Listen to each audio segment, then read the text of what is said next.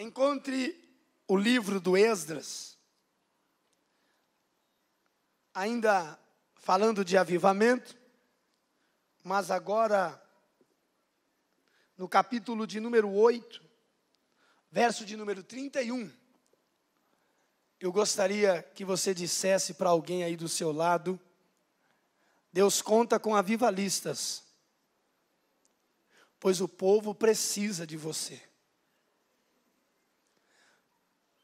Capítulo 31, ou melhor, 8 e verso 31.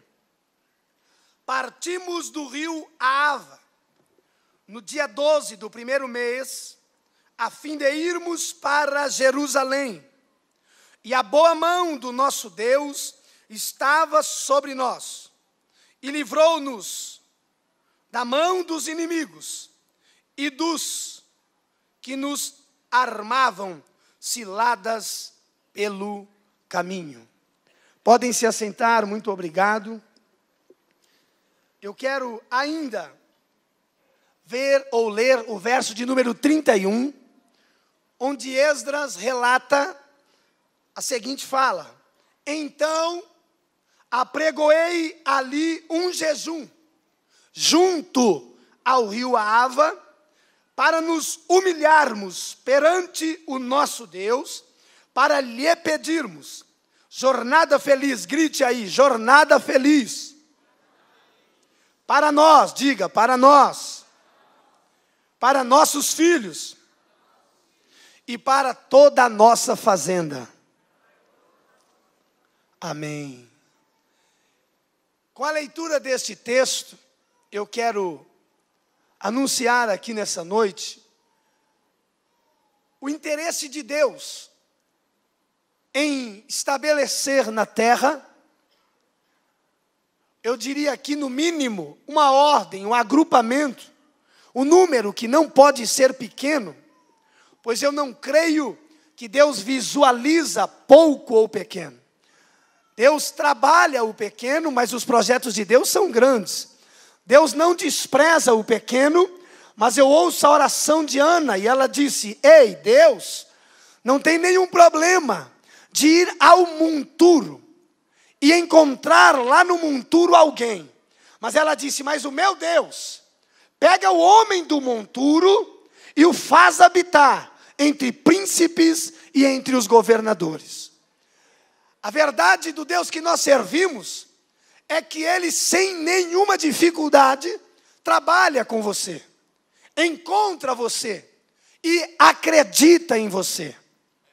E a grande certeza desta noite, em falando de avivamento, é saber que é muito importante você saber nessa noite, sair deste congresso ciente de que você é importante para os projetos de Deus. E por que você é importante? Porque o Senhor trabalha para o bem de todos que esperam nele e movimenta essas peças maravilhosas. Movimenta a mim, movimenta você. E no contexto, ele movimenta Esdras, que é a peça que ele usa, a mão poderosa, ajudadora, como eu disse ontem, para cumprir um propósito todo especial. E aí então, no texto que lemos, está exposto as ações de um avivalista. Ele diz que pararam diante do rio Ahava. Ele agora conclui que, estando todos reunidos, eles precisam ser conduzidos, direcionados. E aí ele diz que a direção que eles precisam tomar é promulgar um jejum. E o jejum há de trazer aos filhos de Israel parados à beira do rio Ahava um sentimento, um constrangimento, um estado de constrição, um espírito de humilhação, onde eles mais uma vez entenderão o quanto eles são dependentes de Deus. O jejum, nesse aspecto, nada mais é do que a oportunidade de retirar os filhos de Israel de toda uma locomotiva que não para, de toda uma história que não cessa, e atraí-los para dentro do santuário do Senhor. O jejum é a maneira que Esdras encontra para fazer com que os judeus que estão preparando-se para caminhar diminuam as suas tensões, amenizem as suas expectativas, abram mão das suas forças e olhem para o Senhor. E avistem nas mãos de Deus as respostas e as condições necessárias para irem em segurança. Quero então dizer nessa noite que eu estou aqui e não é em nenhum momento nenhum tipo de soberba, é simplesmente o compromisso que eu tenho com a palavra de Deus, na condição de também um avivalista. Quero dizer a esta amada igreja, o que temos pela frente, os próximos dias, os próximos meses, os próximos projetos, precisam agora ser apresentados ao Senhor. Eu quero aproveitar toda esta graça que já foi derramada neste congresso, para chamar a sua atenção, para renovar com Deus a sua aliança espiritual. Eu entendo que Deus te fez prosperar, como fez com José. Ele disse: eu vou chamar os meus filhos de Manassés e de Efraim, porque Deus me fez esquecer do passado e me fez prosperar na terra do meu sofrimento. Eu entendo que as mãos do Senhor te guardaram até aqui, mas você que está aqui nesta noite, compreenda, Deus te trouxe a este culto para te fazer saber que Ele tem para você uma terra santa, um tempo novo, uma promessa grande, e os projetos espirituais hão de ser restaurados. Eu convido você nessa noite a se desligar um pouco dos compromissos e de todos os projetos que você tem estabelecido para esta vida, as suas fazendas, os seus afazeres, e que você possa entrar essa semana dizendo: Senhor, eu preciso me humilhar, eu preciso jejuar, eu preciso orar, eu preciso buscar a tua presença, eu preciso me encher da tua glória. Esdras disse: precisamos de um jejum, precisamos quebrar esta rotina, precisamos nos afastar desta rotina. Precisamos nos voltarmos mais para dentro de nós e buscar aqui dentro a essência deste homem espiritual.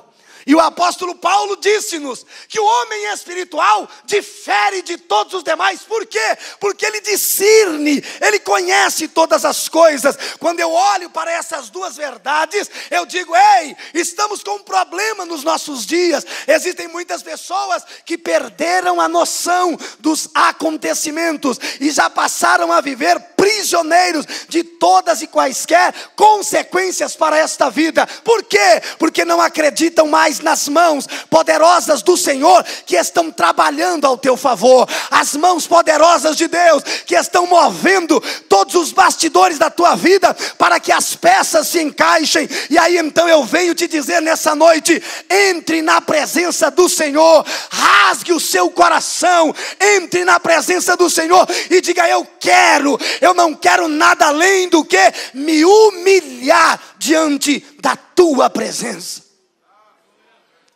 Ele disse, e quando fizemos o jejum, alguém poderia dizer: para que jejuar, Esdras? Já saímos da Babilônia, já deixamos o cativeiro, para que jejuar? Alguém poderia dizer nessa noite: para que jejuar, pastor? Eu já sou crente, já tenho um cartão de membro, eu já tomo ceia, para que jejuar? Para que jejuar, pastor? Se toda a minha família é nascida em um berço evangélico. Os amigos que nos assistem podem perguntar: para que jejuar? Se já tenho a minha história desenhada, Deus trabalha ao meu favor, eu já estou tranquilo, o cativeiro dos vícios já não me prendem mais, a cachaça, a maconha e qualquer outro tipo de entorpecente ou de químicas, os processos, sejam de idolatrias ou de outros males, estou liberto disso, pastor, eu deixei tudo isso para trás. Aí Esdras disse: precisamos jejuar, porque nós temos uma jornada pela frente. Precisamos jejuar, porque temos, geograficamente falando, pelo menos 1.500 quilômetros para percorrer. Uma trajetória de em torno de 4 meses de caminhada. Para que jejuar? Para que possamos atingir o nosso objetivo em segurança. Para que jejuar? Porque segundo Esdras, ele mesmo disse, estamos levando muitos valores. E eu sou crente. Ele disse, eu não tive coragem de olhar para o imperador. Ainda que ele me tenha colocado à disposição todo o exército dos medos e dos persas, mas eu disse para ele, eu não posso. Por que você não pode? Ele disse, porque eu creio num Deus que guarda a minha entrada, que guarda a minha saída. Eu creio num Deus que livra-me do mal. Para que jejuar, pastor? E então ele disse, precisamos jejuar, porque precisamos da garantia de uma jornada feliz. Precisamos das convicções de uma jornada segura. E aí eu digo nesta noite, precisamos de avivalistas que tenham coragem de dizer isso aos nossos companheiros. Precisamos de moços, de moças, de homens e mulheres com coragem de dizer ao irmão que está sentado aí do lado, Jerusalém é logo ali, mas precisamos de uma jornada feliz. Como ele disse, há inimigos, há adversários pelo caminho. E ele disse, não são poucos. Ele disse, eles estavam de olho no nosso tesouro, estavam de olho nos nossos bens. Segundo os relatos bíblicos, quando eles saíram de dentro da situação de cativeiro, o rei disse, recebam as pratas, recebam peças para o templo, recebam ouro, recebam valores, recebam de todos que quiserem dar, e não se preocupem, levem tudo com vocês. E aí alguém está de olho nessa caravana, de quase 6.000 homens, que vão caminhar pelo deserto. E aí então, Esdras me ensina que todo avivalista é visionário. Todo avivalista não tem uma visão periférica. O avivalista não enxerga apenas o umbigo. O avivalista não enxerga apenas o seu grupo. O avivalista não enxerga apenas esta hora. Ele enxerga o amanhã. Ele olha para o futuro. Como eu nessa noite estou olhando. Estou feliz com essa mocidade linda. Mas eu quero olhar com visão de avivalista. Estou feliz com a sua presença. Mas eu quero olhar como avivalista visionário. Eu quero ver a sua família. Eu quero ver a sua história mudada. Eu quero te dizer que esta é a proposta de quem acredita na palavra de Deus. Tire os olhos desta visão periférica. Há quem diga que esta é a visão da galinha, olha para baixo e espalha tudo aos seus pés. Mas o avivalista tem visão de águia. Ele olha para frente, ele tem uma visão ampla, panorâmica, e alcança os seus objetivos só com o poder do seu olhar. Então nesta noite, aprenda com Esdras. Senhor, eu preciso ter esta garantia. A minha jornada para o céu, a minha ida em direção à Nova Jerusalém precisa ser tranquila. Existem muitos inimigos que querem roubar os dons que Deus te deu, que querem roubar as bênçãos que Deus te deu, que querem roubar os valores do caráter, da moral e da tua história de vida. Mas Esdras está dizendo, humilhe-se agora e diga, Senhor, eu quero uma jornada feliz. Ele disse, é muitos bens, são muitos. Se nós não atentarmos para esta necessidade, nós não conseguiremos. Então os filhos de Israel se curvaram diante do Senhor, jejuaram. Ele disse, começamos a nossa jornada. E no trajetório ou na trajetória, ele disse, no deserto há diversos inimigos. No deserto existem os beduínos, existem os nômades do deserto, existem aqueles que se alimentam daquilo que conseguem tirar de alguém. E ele disse, e lá no deserto por onde passamos, eles estavam lá, armavam armadilhas, preparavam ciladas contra nós. Mas se cumpre na vida desta caravana o que disse o salmista no Salmo de número 91. Ele disse, Ele, o Senhor, me livrará do laço do laço do passarinheiro. Ele, o Senhor, não permitirá que as armadilhas feitas por Satanás aconteçam ou vinguem-se. Ele, o Senhor, não permitirá que as artimanhas ou os ardis do inimigo te alcance. Ele, o Senhor, te garantirá que mesmo sabendo que alguém está de olho no teu tesouro, que alguém está de olho na tua fazenda, que alguém está de olho na tua família, que alguém está de olho no teu projeto, que alguém está de olho no teu emprego, que alguém está de olho no teu marido, que alguém está de olho nos teus filhos, Ele está dizendo: eu vou te garantir uma jornada feliz.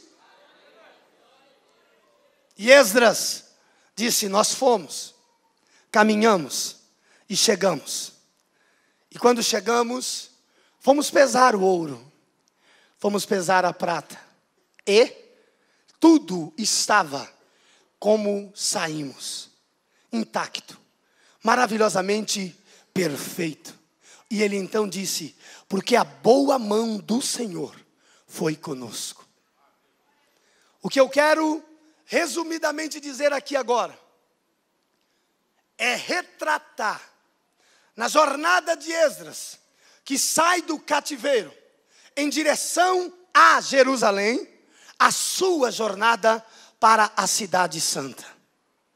Quero que você compreenda, como eu consegui compreender, a necessidade que Deus tem em buscar moços e moças, homens e mulheres, para com voz audível, com pulmão sarado, sem nenhum problema na pleura espiritual, ou seja, sem deficiência, para promulgar os decretos de Deus, anunciar às pessoas que estão aqui à beira deste projeto do Senhor e dizer a elas que nós precisamos das mãos de Deus para garantir a nossa jornada feliz em direção à Nova Jerusalém. O que é isso, pastor? A jornada pelo deserto representa a tua trajetória nesta vida, a tua caminhada de 30, de 40, de 50, de 70 ou de 80 anos, e eu ouço rumores, e eu ouço as pressões externas,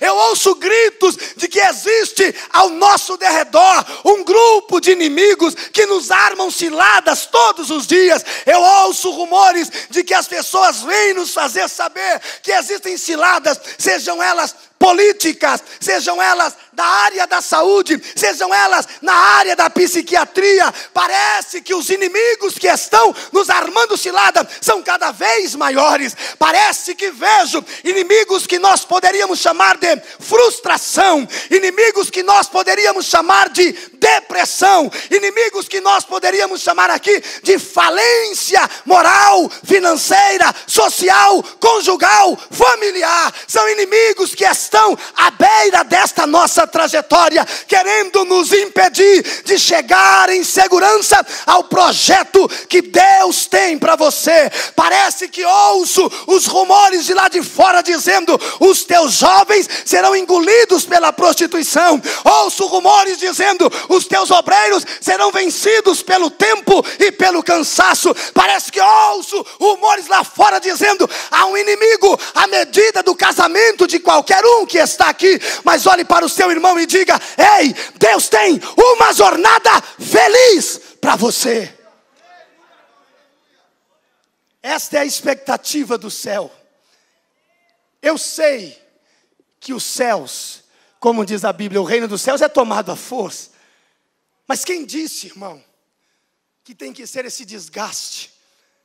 Quem está dizendo para você que os cultos, que você às vezes assentado nessas poltronas, quem disse que essa leitura da Bíblia precisa ser tão maçante? Quem disse que essas orações não podem passar de 5 minutos?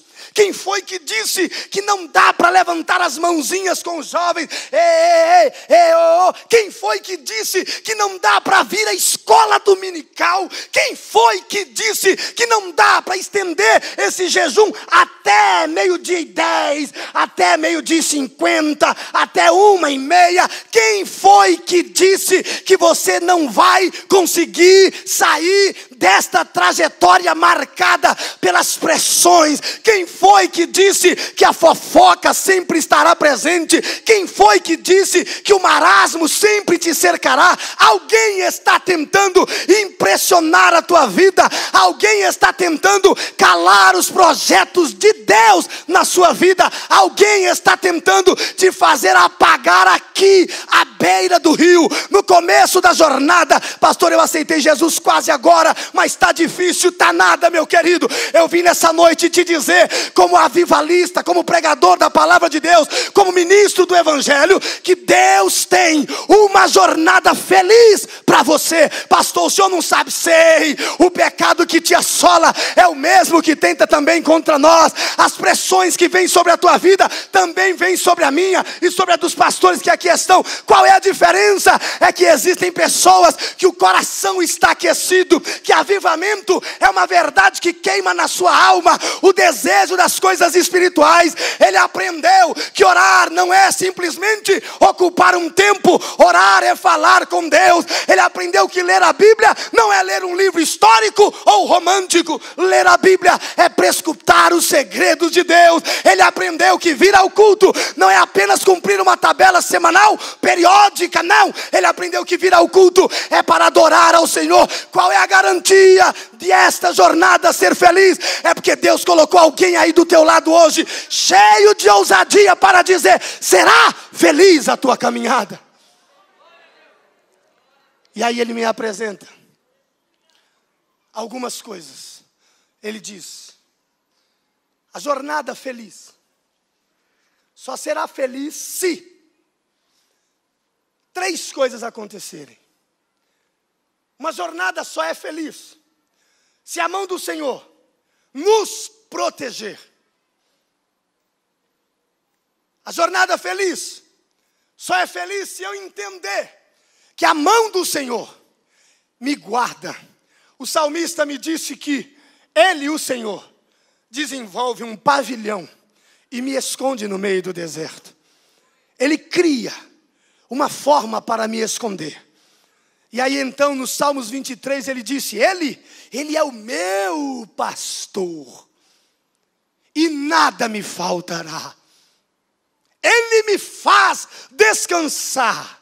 E quando ele me para na trajetória causticante, ele escolhe um pasto maravilhoso e me põe perto de águas tranquilas. Eu quero que nessa noite, quando orarmos, você se lembre disso. O propósito de Deus é garantir a você, uma jornada feliz. Ele tem um projeto para você, e o projeto dele é te cercar, te proteger e não permitir que esses beduínos do deserto desta vida, que esses sanguessugas de mente lhe roube a esperança. E aí ele disse: a jornada só será feliz se a mesma garantia que existir para mim alcançar os meus filhos.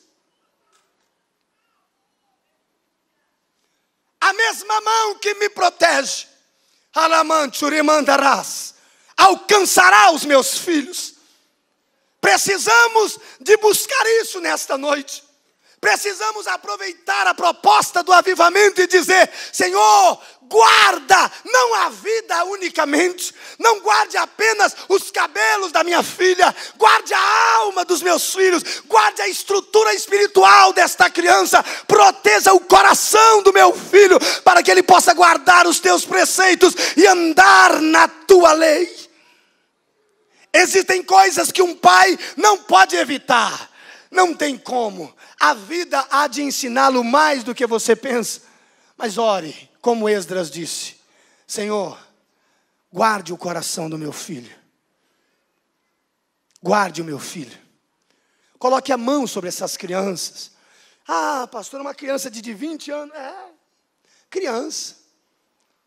Quando ele estiver dormindo, diga: Senhor, guarda o meu filho. E aí ele disse: não há jornada feliz se os meus patrimônios não forem guardados. Alguém disse com muita propriedade: qual é o seu maior patrimônio, irmão? Qual é o maior patrimônio de um homem ou de uma mulher? Não é o Corolla, não é a L200, não. Minha casa própria, pastor, não. Pai da irmã Keila, sua casinha lá em Corumbá, não. Meu maior patrimônio é as minhas fazendas de gado, né, pastor Clodoaldo? Não. Fala para o seu irmão o seu nome. É um patrimônio de valor incalculável. E se eu não estiver errado, este tem sido o centro do ataque do nosso inimigo nessa jornada. Você percebeu o que está acontecendo com o nome dos crentes e das pessoas? O quanto o inimigo tem trabalhado para desacreditar você. O quanto ele tem trabalhado para roubar a honra do teu nome. Como ele tem tentado esfacelar, esmiuçar toda a estrutura do teu caráter, sujando o teu nome. Homens que quando não erram, quando não falham no seu caráter, são desafiados por uma mídia compulsiva, perigosa. Quando eles não erram, tem gente que é taxado, marcado no seu nome, só pelo título que tem. Vou dizer um caso. Falou que é pastor, eles já dizem, é ladrão. Falou que é político, ladrão também. E eu vou dizer aqui uma coisa. A proposta de Deus, em busca do avivamento, são barreiras que precisam ser combatidas. Avivalistas dos últimos dias, homens e mulheres, moças e rapazes, se preparem para buscar a honra desses projetos de Deus, a proteção da família e do bom nome, a estrutura social que Deus te deu, esta coisa nobre e diferenciada que nós chamamos de lar, esta beleza e riqueza de nome, onde você se apresenta com todo o privilégio e não precisa que nem fazer igual o meu amigo. Diz, eu vou ter que mudar o meu sobrenome.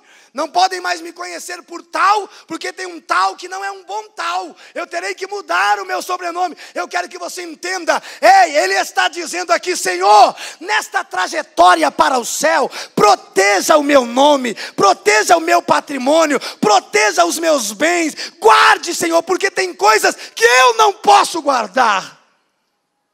Tem coisas que estão aquém das suas condições. Estão acima das tuas forças. E aí, o que eu faço? Ele disse, jejue e clame ao Senhor. E aí então, ele diz-nos, e o Senhor atendeu as nossas orações. E o Senhor ouviu o nosso clamor.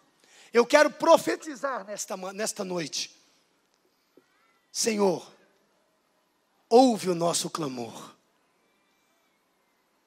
Não está fácil. Eu não vou nem dizer só ser crente. Eu disse a um amigo meu, não está fácil ser gente. Está difícil ser gente. Parece que os instintos animais estão melhores, mais equilibrados do que a estrutura humana. Está difícil compartilhar desse ambiente que poderia ser saudável. Não estou falando da igreja, estou falando da sociedade. E o que faremos? Tempo de avivamento. Áreas para serem avivadas. Olhar para este tempo e focar. E dizer, Senhor, este é o meu objetivo. Esta é a intenção das minhas orações. Precisamos parar estes principados que estão propositalmente se enfileirando contra a estrutura da família. Precisamos parar esta locomotiva diabólica que está invadindo as nossas faculdades. Precisamos neutralizar estas informações terríveis que estão invadindo a mente dos nossos filhos, banalizando palavras tão nobres como o amor. O que fazer nessa noite? Aqui, pedir a Deus, como Esdras, nos dê a garantia de uma jornada feliz. Onde você estiver, agora, nesse momento, eu quero te pedir, curve a sua cabeça. Eu encerro aqui a minha participação dizendo a você: uma jornada feliz não tem preço. Nada neste mundo é melhor do que um cristianismo feliz e tranquilo. Noites de sono, de tranquilidade. Que Deus te dê uma jornada feliz. Guarde o teu nome, te livre das más línguas. Que o Senhor guarde a sua família e proteja a sua história. Que Deus abençoe os teus filhos. Que Deus abençoe toda a tua casa. Que o avivamento buscado nesses dias possa ser real nos teus negócios, possa ser real dentro dos teus projetos. Não desista do céu. Não desista de ir em direção àquilo que Deus tem para você. Não desista do teu ministério. Não desista dos sonhos que Deus sonhou para você. Os anos podem ter passado, teus cabelos podem estar brancos, mas Deus tem um projeto para você. Tuas pernas podem estar trêmulas, tua vista pode estar cansada, mas a minha Bíblia diz que Caleb aos 80 anos falou: eu guardei as minhas forças, eu guardei as minhas forças para viver todos os projetos de Deus na minha vida. Deus abençoe você.